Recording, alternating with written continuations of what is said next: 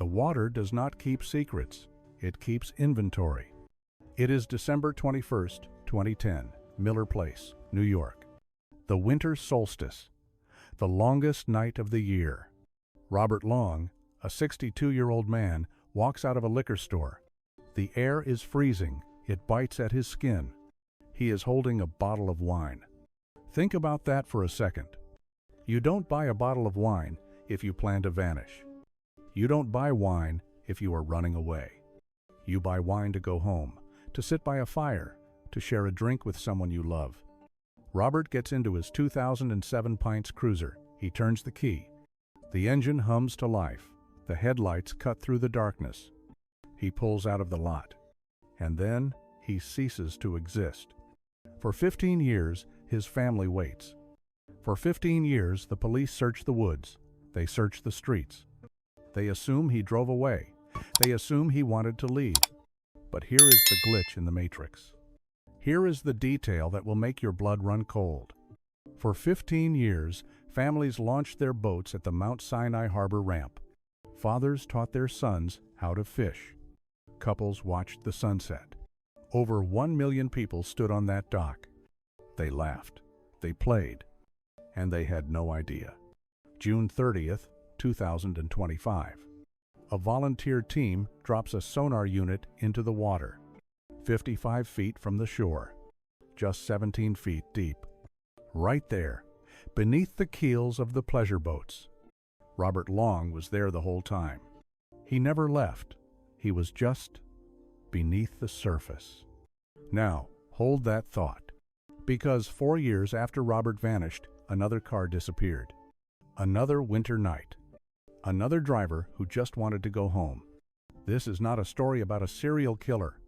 This is not a story about a kidnapping. This is a story about the ground beneath your feet. About a landscape designed to swallow you whole. Patricia Cabrera is still out there. She is in a black car, in the dark. And just like Robert Long, she is probably closer than anyone dares to admit. Welcome to the silence of Suffolk County. Let's step back. Let's freeze time. It is December 26th, 2014. Boxing Day, the day after Christmas. The holiday adrenaline is fading, replaced by the heavy, tired feeling of winter. In Center Reach, New York, inside Mama's Pizza, Patricia Cabrera is finishing her shift. She is 34 years old. She is a mother. She has a 12-year-old daughter waiting for her. She works 2 jobs. She is the definition of stability, of grit. 10 p.m. She clocks out. She is tired. It has been a long week. But she is happy. She has a vacation coming up. She isn't a woman with secrets. She is a woman with plans. She walks to her car. A black 2011 Honda Fit, license plate CZP4080. Pay attention to the vehicle. This is crucial. A Honda Fit is small. It is aerodynamic. It is egg-shaped. It weighs less than 2,500 pounds. In the world of physics, on a dark, icy road, this car is a feather. Her commute is short, 25 minutes, from Center Reach to Anna Drive in Bay Shore, a straight shot down the spine of Long Island. She starts the engine. She connects her phone. She likely turns on the heat, blasting it against the freezing glass. 10:05 p.m. She pulls onto the road. The temperature is dropping. Patches of black ice are forming on the asphalt, invisible traps. She is driving towards Nicolls Road, or maybe Smithtown Boulevard, routes she has driven 100 times. But tonight is different. Tonight, the darkness feels heavier. Between 10:05 p.m. and 10:30 p.m., Patricia Cabrera enters a void. Her phone stops pinging towers. Her bank accounts freeze forever. She doesn't arrive home. She doesn't call. The countdown ends. The search begins. But looking for a black car on a black night is like looking for a shadow in a dark room. And the landscape she is driving through has thousands of open mouths waiting to be fed. If you aren't from Long Island, you don't know about the Sumps. But if you live here, You ignore them every day. A sump is a recharge basin, a massive man-made crater designed to catch storm water. There are over 2,000 of them in Suffolk County alone. 2,000. They are deep, they are steep, and they are everywhere. They line Nicolls Road like open graves, hidden behind overgrown brush, hidden behind fences that haven't been repaired since the 90s. Patricia is driving a 2011 Honda Fit. Remember the physics. It's late, it's freezing, the roads are slick with black ice. All it takes is one tap on the brakes, one overcorrection. The car spins. It doesn't hit a wall, it doesn't hit a tree. It slides. This is the invisible crash. In the movies, cars explode. They leave skid marks. They leave shattered glass. In reality, a car hitting a sump at night is a silent event. The Honda Fit is low to the ground. It slips under the guardrail, or it finds a gap in the fence. It rolls down the embankment and hits the water. The water is murky. It's filled with silt, trash, and debris from the last 50 years. Search teams in these basins have found tires from the 1,950 seconds. Think about that. Nobody cleans these things. Nobody checks them. If Patricia's car went in, it sank within 60 seconds. The water closes over the roof. The ripples settle. 5 minutes later, the next car drives past on the road above. The driver looks out the window and sees nothing.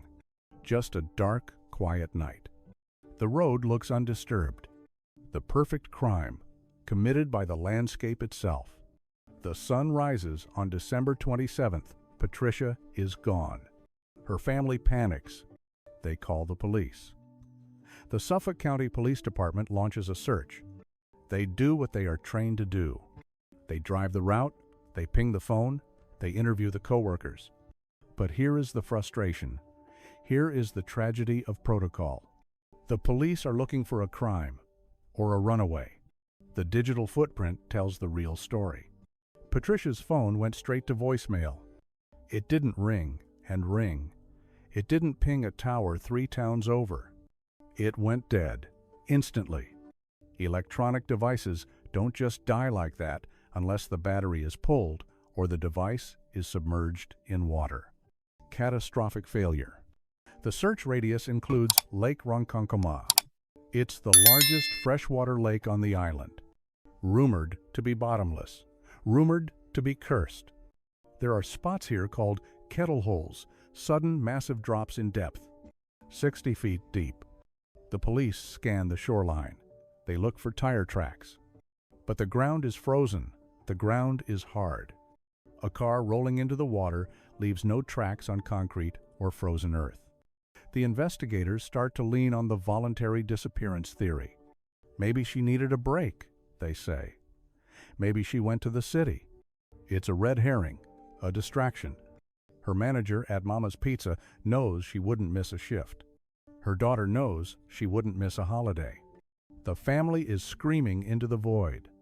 They know she is close. They can feel it. But the official search relies on eyes. And you cannot find what you cannot see. The file goes cold. Weeks turn into months. Months turn into years. 2015, 2016, 2020. Patricia Cabrera becomes a ghost story. But she isn't a ghost. She is physics. She is matter. And matter does not disappear. It just changes location. The answer isn't in the wind. It's in the mud. Fast forward. June 30th, 2025. 15 years have passed since Robert Long bought that bottle of wine. The world has moved on.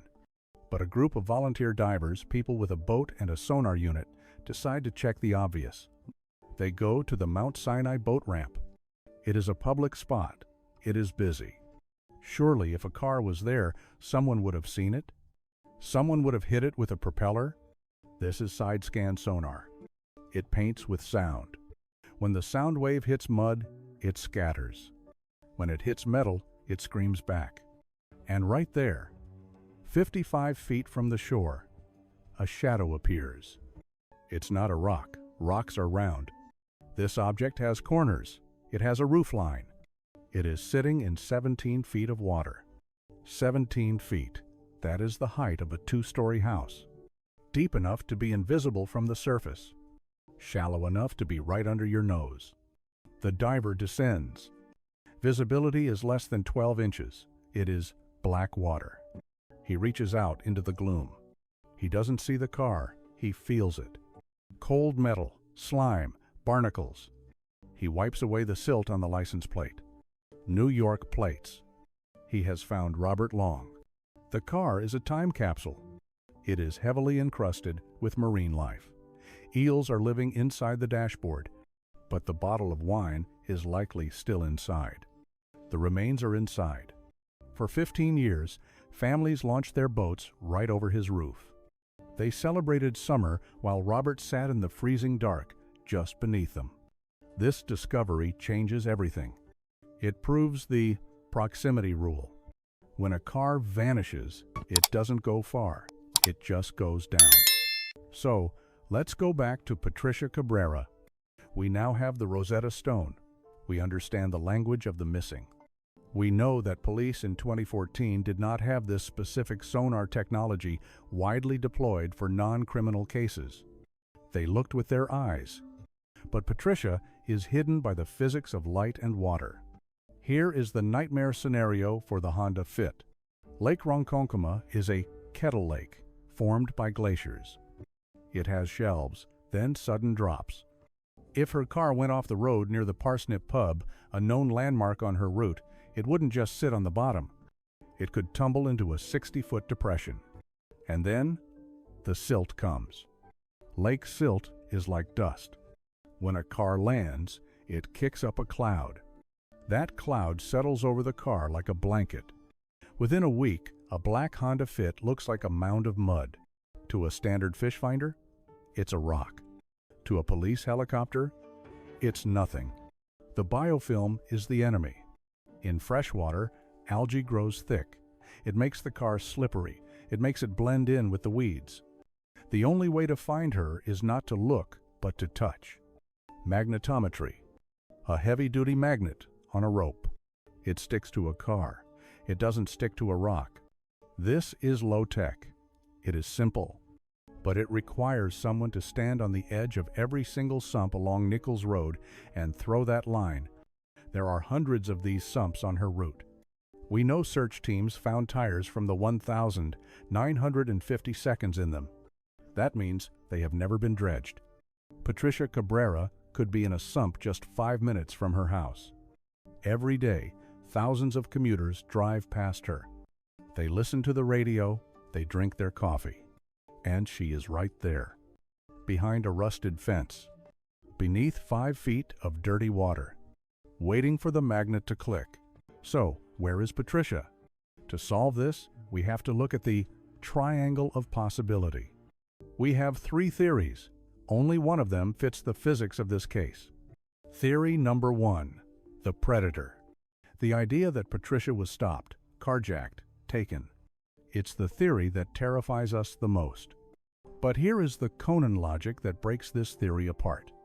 If a criminal takes a person, they want the person, not the car. The car is a liability. It's a tracking device. It's evidence. Criminals burn cars. They dump them in alleyways. They leave them in plain sight. They rarely drive a car deep into a freezing lake or a fenced-off sump without leaving tracks, witnesses, or forensic evidence. To believe this theory, you have to believe in a perfect criminal who vanished into thin air along with a 2,000-pound machine. It is possible. But statistically, it is a ghost story. Theory number 2, the escape. The Gone Girl scenario. That Patricia simply drove away to start a new life. But remember the timeline. She bought gifts. She planned a vacation. She had a 12-year-old daughter. Mothers do not just walk away from their children on Boxing Day without withdrawing cash, without packing a bag, without leaving a note. This theory isn't just unlikely, it is an insult to her character. That leaves theory number 3, the void. The aquatic concealment theory. This is the only theory that accounts for the total absence of evidence. No body, no car, no phone signal. Why? Because water blocks radio waves, water hides metal, water stops time. Patricia didn't meet a monster. She met a patch of ice. She met a broken fence. She met the geography of Long Island. And here is the chilling specific detail: the invisible crash. The Honda Fit has a sloping hood. If it hits a chain-link fence at 40 miles per hour, it acts like a wedge. It lifts the fence up. The car slides underneath. The fence snaps back down behind it. A passing police car shines a light. The fence looks intact. The road looks clear. The trap has reset itself. But if the water is the answer, why haven't they found her? This brings us to the last lingering clue: the blind spot of technology. In 2014, when the police scanned Lake Ronkonkoma, they used standard side-scan sonar. But remember the kettle holes, the deep pits. When a small egg-shaped car falls into a pit and 60 years of silt rains down on top of it, it disappears from the screen. It doesn't look like a car anymore. It looks like a bump in the mud. The recovery of Robert Long proved that a car can be seen by thousands of people for 15 years and remain invisible. The difference between missing and found is often just an angle of light or a frequency of sound. The team that found Robert Long, they knew what to look for. They weren't looking for a car. They were looking for a shadow. Patricia's daughter is now an adult. She has grown up with a question mark where her mother should be. This is called ambiguous loss.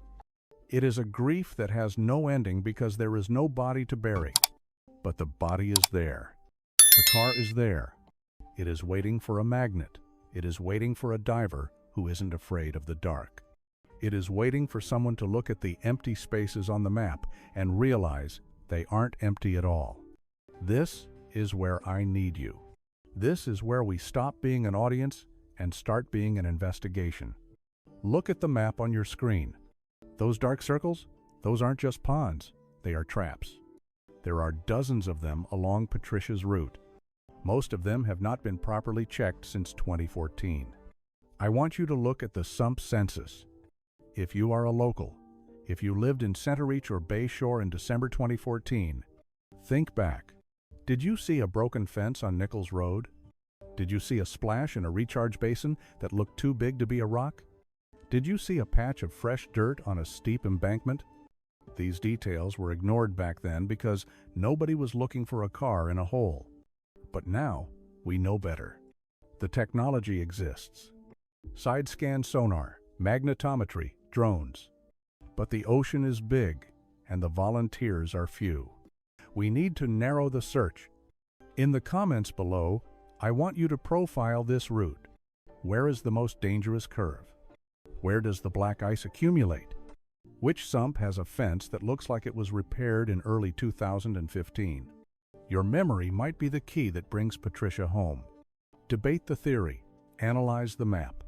Because the police have closed the file, but we haven't. Robert Long sat in his car for 15 years while the world turned above him. Children were born. Presidents changed. Technology evolved. He was right there, just 55 feet away from the laughter. It forces us to confront a terrifying truth. We assume that when someone goes missing, they are gone, that they are far away. But the reality of Long Island, the reality of this landscape, is that they are often right beside us. We drive past them on our way to work. We fish over them on our weekends. We look at the surface, and we see only our own reflection. But the water sees everything. The water keeps inventory. Patricia Cabrera is waiting. She is in the dark. She is in the silence. But she is not lost. She is just submerged. And until we look beneath the surface, the silence will continue to be deafening.